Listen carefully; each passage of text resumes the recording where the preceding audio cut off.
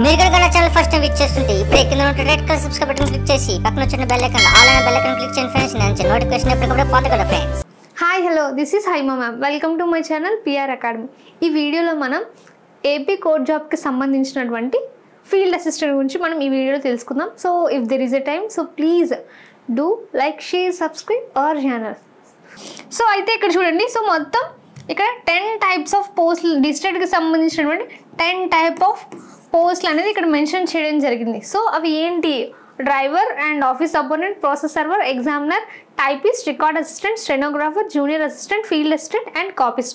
So మొత్తం 10 type of post. ఇవన్నీ district కోర్ట్కి సంబంధించినటువంటి, అండ్ హైకోర్టు నోటిఫికేషన్ కూడా తర్వాత వస్తుంది. ఓకే, సో ఇందులోని మనం ఇప్పుడు దేని గురించి తెలుసుకోబోతున్నాము అంటే field assistant. Okay, so field assistant గురించి మనం ఈ వీడియోలో పూర్తి ఇన్ఫర్మేషన్ అనేది మనం తెలుసుకోబోతున్నాం. ఫీల్డ్ అసిస్టెంట్లోని శాలరీస్ అనేవి ఎలా ఉంటుంది అంటే 25,220 నుంచి 80,910 రూపీస్ వరకు శాలరీస్ అనేవి ఉంటుంది. సో బేసిక్ పే వచ్చేసి ఇక్కడ 25,000. ఓకే, సో అయితే ఇది ఏ రూల్ ప్రకారంగా అంటే 2019 రూల్ ప్రకారంగా ఈ యొక్క శాలరీస్ అనేది ఇవ్వడం జరుగుతుంది. అయితే దీనికి ఆన్లైన్ ప్రొసీజర్, ఆన్లైన్ అనేది ఎప్పటి నుంచి స్టార్ట్ అవుతుంది అంటే ఈ month 13th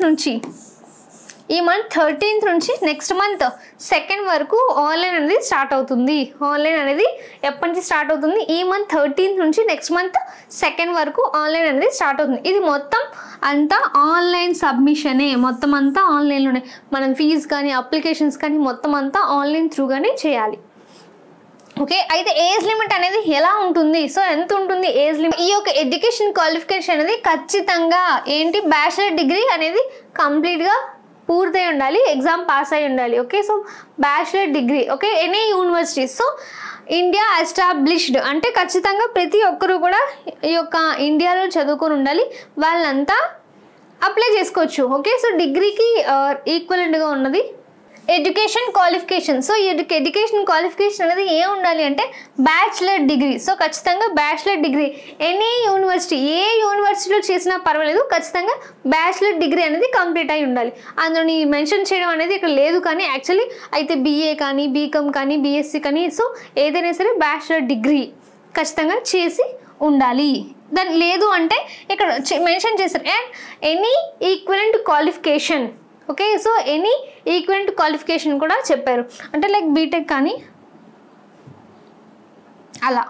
and next one, so linguistic qualification. So మొత్తం 13 డిస్ట్రిక్ట్లు ఉన్నాయి కదా, ఏపీలో ఉన్నటువంటి 13 డిస్ట్రిక్ట్లోని ఎవరెవరు దీనికి అర్హులు, ఎవరెవరు దీనికి అప్లై చేసుకోవచ్చు అంటే Telugu and Kannada, Telugu and Tamil. Okay, so Telugu and Oriya, so వీళ్ళందరూ దీనికి ఎలిజిబుల్. అయితే వీళ్ళు ఎక్కడ అప్లై చేసుకోవచ్చు అంటే ఈ యొక్క తెలుగు లాంగ్వేజ్ వాళ్ళు ఈ యొక్క 13 డిస్ట్రిక్ట్లోని ఎక్కడైనా అప్లై చేసుకోవచ్చు. ఇక్కడ ఉన్నటువంటి 13 డిస్ట్రిక్ట్లో ఎవరు ఎక్కడైనా అప్లై చేసుకోవచ్చు. కానీ ఈ యొక్క కన్నడ వాళ్ళు ఉన్నారు కదా, సో ఈ కన్నడ వాళ్ళు ఎక్కడ కేవలం అనంతపూర్లో మాత్రమే అప్లై చేయాలి. అండ్ తమిళ్, సో తమిళ్ వాళ్ళు కేవలం చిత్తూరులో మాత్రమే అప్లై చేయాలి. అండ్ ఒరియా వాళ్ళు only Srikakulam and Vizianagaram. So ఈ 2 డిస్ట్రిక్ట్లో మాత్రమే వీళ్ళు ఒరియా వాళ్ళు అప్లై చేసుకోవాలి, వేరే ఇంకే డిస్ట్రిక్ట్లోని అప్లై చేయడానికి వీల్లేదు. Okay, and next age limit. So age limit అనేది ఎంత ఉండాలి అంటే సో ఖచ్చితంగా 18 to 42 years అనేది నిండి ఉండాలి. సో ప్రతి ఒక్కరికి 18 to 42 years నిండి ఉండాలి. ఈ 42 years అనేది ఎప్పటికీ కంప్లీట్ అవ్వాలి అంటే 1/7/2025 అది ఆ డేట్. కానీ ఇక్కడ ఇచ్చినటువంటి డేట్ ప్రకారంగా అక్కడికి తను 42 years అనేవి నిండి ఉండకూడదు. ఏజ్ రిలాక్సేషన్ అనేది ఉంది మరొక 5 years. సో ఎవరికి ఉంది అంటే SC and ST, BC and EWS. So వీళ్ళకి మరొక 5 years అంటే 42తో పాటు 40 ఇంకొక 5 years 47 years. అండ్ మరొక 10 years కూడా ఏజ్ రిలాక్సేషన్ ఇచ్చారు. ఎవరికి? Disable person PH. సో PHకి మరొక 10 years అనేది ఏజ్ రిలాక్సేషన్ అయితే ఉంది. సో ఈ యొక్క రిజర్వేషన్ అనేది ఎవరికి వర్తిస్తుంది అంటే BC. సో BCలోని ABC సబ్ కేటగిరీస్ ఉన్నాయి కదా, అవి and EWS. Okay, so ST and SC. Okay, so ST and women's. Okay, so వీళ్ళందరికీ డిజబుల్ పర్సన్స్కి, ఎక్స్ సర్వీస్ మెన్కి వీళ్ళందరికీ రిజర్వేషన్ అనేది వర్తిస్తుంది.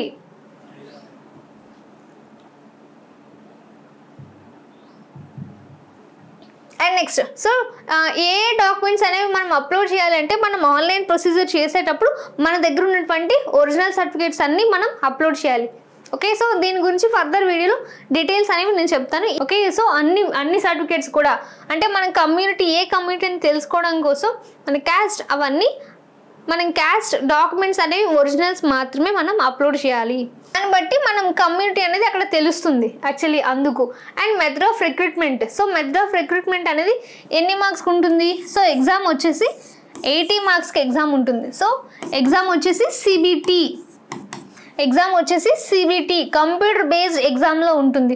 సో 80 మార్క్స్కి ఉంటుంది. 80 మార్క్స్ కూడా మొత్తం అన్ని మల్టిపుల్ చాయిస్ క్వశ్చన్సే. సో మల్టిపుల్ చాయిస్ క్వశ్చన్సే 80 మార్క్స్ కూడా. అయితే టైం డ్యూరేషన్ వచ్చేసి 90 మినిట్స్. సో టైం డ్యూరేషన్ అనేది ఎంతసేపు ఉంటుంది? 90 మినిట్స్ ఉంది. అండ్ ఇప్పుడు 80 మార్క్స్ చెప్పాం కదా, సో 40 మార్క్స్ అనేది GK. So 40 marks GK and 40 marks general English. Okay, so 40 marks GK and another 40 marks general English. Okay, each one question carries to 1 mark. ఒక్కొక్క question కి 1 మార్క్. ఓకే, సో ఎగ్జామ్ వచ్చేసి ఏ languages లో ఉంటుంది? Bilingual. So Telugu and English. So bilingual లోనే exam అనేది ఉంటుంది. తెలుగులో ఉంటుంది అండ్ ఇంగ్లీష్ లో కూడా ఉంటుంది. సో ఇప్పుడు కోర్స్ చెప్పాం కదా ఇంగ్లీష్. సో ఇంగ్లీష్ అనేది 40 మార్క్స్ ఉంటుంది. సో కోర్స్ ఇక్కడ general knowledge. So general knowledge అనేది 40 మార్క్స్కి ఉంటుంది అండ్ జనరల్ ఇంగ్లీష్ అనేది 40 మార్క్స్.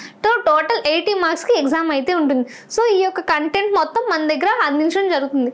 కోర్ జాబ్కి సంబంధించిన ఫుల్ కంటెంట్ మొత్తం మెటీరియల్ అంతా కూడా మన దగ్గర ఉంది. లేటెస్ట్ డిజిటల్ క్లాసెస్ ఉన్నాయి. ఓకే, అలాగే వీడియో క్లాసెస్ ఉన్నాయి.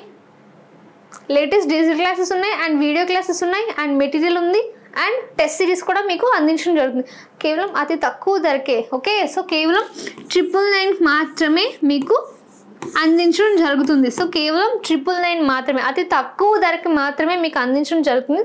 సో ఖచ్చితంగా కోర్స్ మీరు అందరూ తీసుకోండి, ప్రతి ఒక్కరికి యూజ్ అవుతుంది. ఒక్కొక్క క్లాసు మీకు ది బెస్ట్ అనిపిస్తుంది. ఓకే, స్టేట్ బెస్ట్ ఫ్యాకల్టీస్ ఎవరైతే ఉన్నారో వాళ్ళ చేత క్లాసెస్ అనేవి చెప్పించడం జరిగింది. The best content. Okay, and next thing so syllabus. ఇప్పుడు మనం చెప్పాం కదా, so GK and GE 80 marks. So మొత్తం ఈ యొక్క కంటెంట్ మొత్తం చూడండి ఏమేమి ఇచ్చారు ఇక్కడ మెన్షన్ చేయడం జరిగింది. సో జనరల్ నాలెడ్జ్లోని Indian art and culture, dance and music. So ఇదంతా స్టాటిక్ జీకే కిందకి వస్తుంది. And Indian history and income, Indian national momentum and Indian geography, agriculture, environmental, Indian economy, polity, constitution, general science, day by day science. దీన్ని మనం day by day science అని చెప్తూ ఉన్నాం. And scientific research, awards, personalities and institutions, sports, current affairs, India and Andhra Pradesh. So దీని గురించి మరొక వీడియోలో పూర్తిగా ఏ చాప్టర్స్ ఉన్నాయి, ఎన్ని చాప్టర్స్ చదివితే సరిపోతుంది అనేది నేను ఇంకో వీడియోలో చేస్తాను. Okay, and English. సో ఇంగ్లీష్లోని vocabulary part and vocabulary part and grammar part మొత్తం ఇందులో ఉంటుంది. ఓకే, సో ఇక్కడ మెన్షన్ చేశారు synonyms, antonyms, idioms, phrases and one word substitutions. Okay, and reading comprehension and error and cloze test and para jumble sentences and odd sentence out, filling the blanks, statement completes and para complete. And next one so merit list అనేది ఎలా తీస్తారు అంటే ఎవరికైతే ఈ డిస్ట్రిక్ట్లో ఎవరికైతే highest marks వస్తాయో వాళ్ళకి మెరిట్ లిస్ట్లో వాళ్ళకి పేరు అనేది ఉంటుంది. సో ఉద్యోగం అనేది జస్ట్ పాస్ మార్క్ అంటే మినిమం క్వాలిఫై మార్క్స్ వస్తే కాదు. సో ఖచ్చితంగా వాళ్ళకి హైయెస్ట్ మార్క్స్ వస్తే ఉద్యోగం అనేది వచ్చే ఛాన్సెస్ ఉన్నాయి. ఓకే, సో లేదు నేను జస్ట్ క్వాలిఫై అయితే కాదు. సో ఖచ్చితంగా ప్రతి ఒక్కరు క్వాలిఫై అవ్వాలి. అలానే క్వాలిఫై అయితే చాలు ఉద్యోగం వచ్చేస్తుంది అంట కదా. సో క్వాలిఫై అవ్వాలి అండ్ అందులో హైయెస్ట్ మార్క్స్ అనేవి వచ్చి ఉండాలి. ఓకే, అప్పుడు ఉద్యోగం అనేది వస్తుంది. And next one so examination fee. So fee వచ్చేసి 800 రూపీస్. సో ఓపెన్ కేటగిరీలోని and EWS and BC so వీళ్ళందరికీ ఫీజు వచ్చేసి 800 రూపీస్ ఉంటుంది. And SC, ST and PH okay 400 rupees only. Okay, so ఇంకా వేరే డిస్ట్రిక్ట్స్ వాళ్ళు ఎవరైనా అప్లై చేసుకుంటే ఓకే, సో వేరే డిస్ట్రిక్ట్ వాళ్ళు అప్లై చేసుకున్నా అలాగే వేరే స్టేట్ వాళ్ళు ఎవరైనా అప్లై చేసుకున్నా కూడా వాళ్ళకి ఫీజు అనేది 400 రూపీస్ కాదు 800 రూపీస్ ఉంటుంది. అంటే ఓన్లీ ఏపీ వాళ్ళు మాత్రమే కదా, ఇంకా కర్ణాటక వాళ్ళు చేస్తారు, తెలంగాణ వాళ్ళు చేస్తారు, అందరూ చేస్తారు కదా. సో అప్లై చేసేటప్పుడు వాళ్ళు ఇక్కడ కమ్యూనిటీ అనేది మెన్షన్ చేస్తారు, వాళ్ళు నాన్ లోకల్ కిందకి వస్తారు, అందుకని చెప్పి వాళ్ళకి ఫీజు వచ్చేసి 800 రూపీస్ ఉంటుంది. ఓకే, అయితే ఈ యొక్క ఫీజు అనేది ఒక్కొక్క పోస్ట్కి కూడా మనం పే చేయాల్సి ఉంటుంది. ఎన్ని పోస్టులకి అప్లై చేస్తామో అన్ని పోస్టులకి ఫీజు పే చేయాలి, ఎన్ని డిస్ట్రిక్ట్స్కి అప్లై చేస్తామో అన్ని డిస్ట్రిక్ట్స్ కూడా ఫీజు అనేది మనం పే చేయాలి. ఓకే, సో ఇదంతా కూడా ఆన్లైన్ ఓన్లీ, ఆన్లైన్ పేమెంట్ మాత్రమే చేయాలి. ఓకే, అండ్ ఒక్కసారి కనుక మనం ఫీజు అనేది అప్లోడ్ చేసేస్తే, ఫీజు అనేది పే చేసేస్తే అది మళ్ళీ తిరిగి రీఫండ్ అవ్వదు. అండ్ అప్లికేషన్లో సరిగ్గా తప్పు వచ్చినా సరే, నేను బై మిస్టేక్ చేసేసానన్నా సరే కుదరదు, ఖచ్చితంగా జాగ్రత్తగా చేయాలి. డబ్బులు అప్లికేషన్ మేబీ ఒకవేళ రిజెక్ట్ అయినా సరే డబ్బులు మాత్రం రీఫండ్ అవ్వవు. చాలా జాగ్రత్తగా కేర్ఫుల్గా చేయాలి అప్లై చేసేటప్పుడు. ఓకే, అండ్ అలాగే సో మనం అప్లై చేసేటప్పుడు మన డాక్యుమెంట్స్ అండ్ మన మొబైల్ నెంబర్, మన మెయిల్ ఐడి, ఇది must and should. Okay, and next thing general instructions. So ఈ యొక్క జనరల్ ఇన్స్ట్రక్షన్స్ గురించి ఫర్దర్లో మరొక వీడియో చేసి నేను అప్లోడ్ చేస్తాను. Okay, and next thing so application process. So application process అనేది 2 పార్ట్స్గా ఉంటుంది, part A and part B. So part A అనేది one time profile registration ID. So ఇది ఒక్కసారి మాత్రమే మనం ఐడి అనేది మనం క్రియేట్ చేయాలి, ఓటీపీఆర్ అంటే ఒక్కసారి అవుతుంది. అండ్ పార్ట్ బి అనేది ఎన్నిసార్లు అయినా చేసుకోవచ్చు, కానీ ఓటీపీఆర్ మాత్రం ఒక్కసారి వస్తుంది, దాంతోనే మిగతా అన్నీ కూడా దాంతోనే చేయాలి. ఎందుకంటే ఇప్పుడు ఓటీపీఆర్ ఐడి అంటే ఏంటి అంటే మన యొక్క పర్సనల్ డీటెయిల్స్ మొత్తం అందులోనే ఉంటుంది. ఆ యొక్క ఐడితోని మనం పార్ట్ బి అనేది అప్లై చేయొచ్చు. ఎన్ని పోస్టులకు అప్లై చేస్తానో, ఏ పోస్ట్కి అప్లై చేస్తానో అనేది పార్ట్ బి. సో పార్ట్ అనేది మన డాక్యుమెంట్స్. ఓకే, కానీ దాన్ని చేసేటప్పుడు చాలా జాగ్రత్తగా చేయాలి. ఒకే మెయిల్ ఇవ్వాలి, ఒకే నెంబర్, అంతేగాని నేను నెట్ షాప్కి వెళ్ళాను సో నాది గుర్తులేదు మీది ఇచ్చేయండి, మీ మొబైల్ నెంబర్ ఇచ్చేయండి అంటే కాదు. సో ఖచ్చితంగా మీరు ఏదైతే ఆన్లైన్ చేయడానికి యూజ్ చేస్తారు, బాగా పనిచేస్తున్న నెంబర్ ఇవ్వండి. ఇది అది చేంజెస్ అనేది ఒక్కసారి ఏ నెంబర్తో చేస్తే అదే దీంతో అవ్వాలి, ఇంకోసారి చేస్తే అది ఖచ్చితంగా అవ్వదు, అనవసరంగా రిజెక్ట్ అవుతుంది. కాబట్టి అది మాత్రం మస్ట్ అండ్ షుడ్ ఖచ్చితంగా జాగ్రత్తగా ఉంచుకోవాలి. దీనికి మెయిల్ ఐడి ఉండాలి అండ్ ఫోన్ నెంబర్, ఈ రెండు మాత్రం పక్కా. అలాగే ఈ యొక్క ఓటీపీఆర్ ఐడి కూడా మర్చిపోవద్దు, ఎక్కడో దగ్గర జాగ్రత్తగా నోట్ చేసి ఉంచుకోండి. ఓకే, అండ్ ఫోటో అయితే తీసేసి స్క్రీన్ షాట్ అనేది దాచుకున్నా పర్వాలేదు, లేదంటే ఎక్కడైనా మీ మొబైల్ ఎక్కడైనా సేవ్ చేసుకున్న ప్రాబ్లం. సో ఈ యొక్క రికార్డ్ అసిస్టెంట్తోని ఇప్పుడు మనం వేకెన్సీస్ అనేవి ఎక్కడ ఉన్నాయి అన్నది చూద్దాం.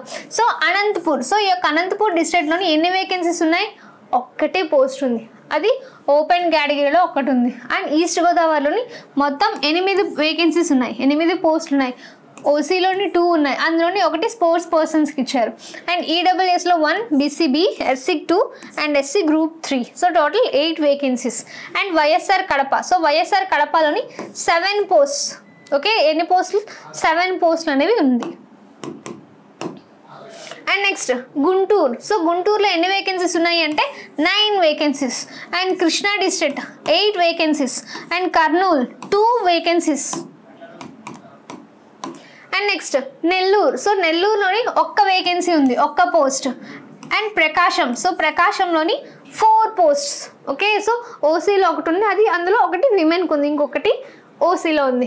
అండ్ బీసీబీ 1 పోస్ట్ ఉంది. Okay, so group 2 1 and total 4. And next Srikakulam, so శ్రీకాకుళంలోని 6 వేకెన్సీస్ ఉంది. ఓకే, సో మొత్తం 4, అందులోని ఒకటి విమెన్కి ఉంది. అండ్ బీసీబీలో ఒకటి ఉంది, బీసీడీలో ఒకటి ఉంది.